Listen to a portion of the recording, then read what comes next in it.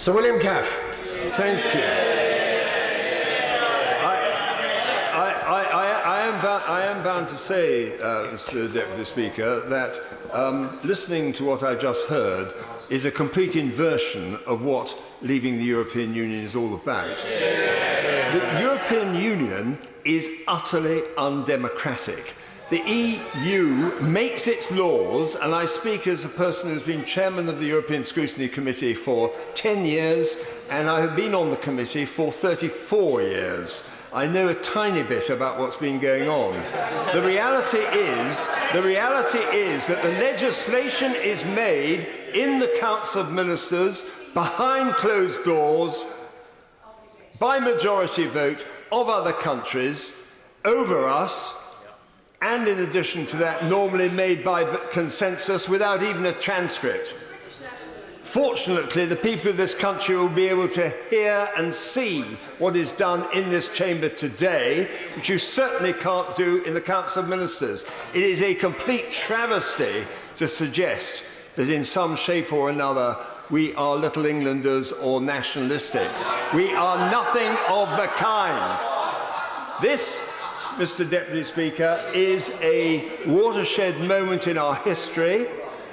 This bill will go down in history when it is enacted in conjunction with the Withdrawal Act of 2018, which repeals the European Communities Act 1972 and takes us out of the subjugation and the shackles of our being able to govern ourselves and having the rules imposed upon us by other member states. It is about lawmaking. That is why we are returned to this House.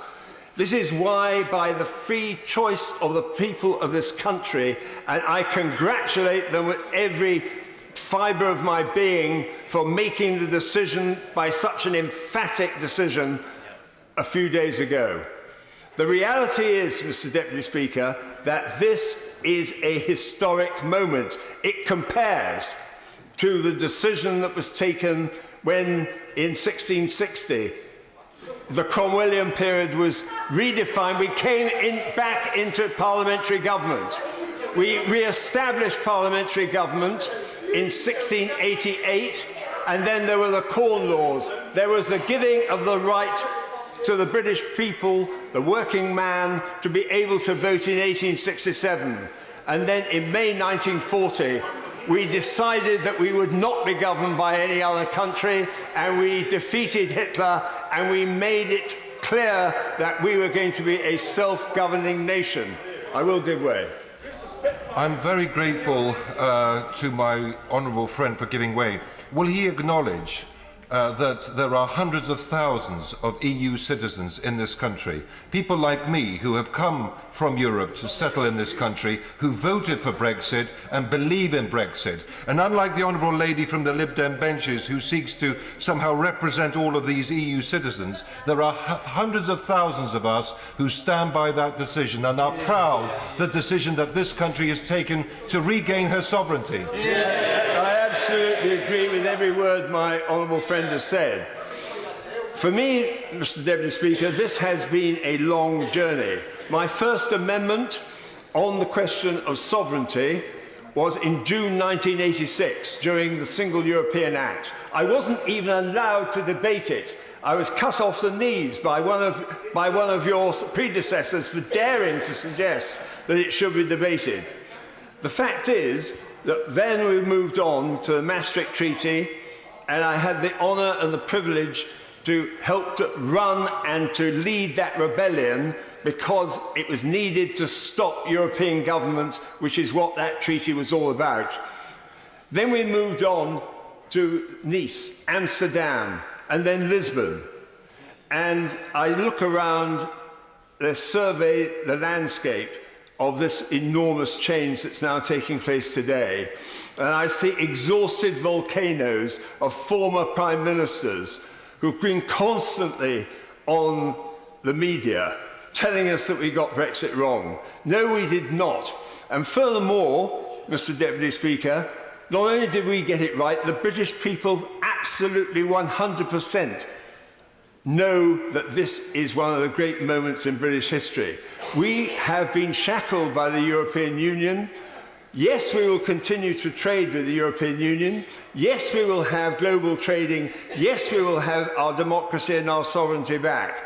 This is a great moment in our history, and I can only say that as far as I am concerned, one of the most important two clauses in this bill are clauses 29 and 38, one of which gives the right of the European Scrutiny Committee to determine whether or not the matters of national vital interest need to be protected from legislation which during the transitional period may well be brought in against us by the European Union from behind closed doors, as in the case of the ports regulation, for example, only a few years ago, which was objected to and was absolutely resisted, not only by the members of the committee, but also by all the trade unions and also all the port employers. Yet it was imposed upon us.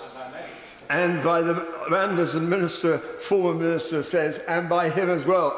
We were overridden. This Parliament was treated with contempt, despite the fact that we were completely against this ports regulation.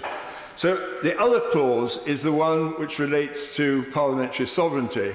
And I am glad to note that the wording in that clause is identical to the wording in certain respects that I put forward in June 1986. Perhaps that long journey has been proved to be worthwhile.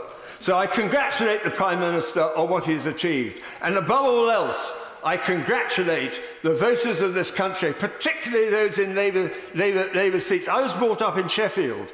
I saw the destruction of the steel industry. I saw the destruction of the coal industry. Yeah, I saw it done. No, it was done. No, it was done. Look, I'm not going to take any lessons from the gentleman on the front bench. I voted against the closure of the coal pits. I was one of the very few people.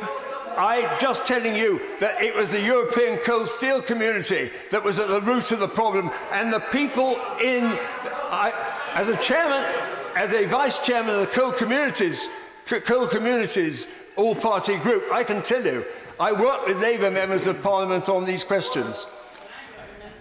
The honourable gentleman is a very experienced parliamentarian. He knows he should address the chair and not individual members. And while I'm on my feet, I'm looking at the clock as well. Sir William Cash. Indeed, I'm grateful for that comment because I agree with it. But I will say this, with every fibre of my being, the European Union has done no good to this country. We run a massive deficit, and we run a surplus with the rest of the world. We have now regained, by this bill, when enacted, the right to govern ourselves. It's about democracy and it's about trust. And that is something which is so precious, people fought and died for it.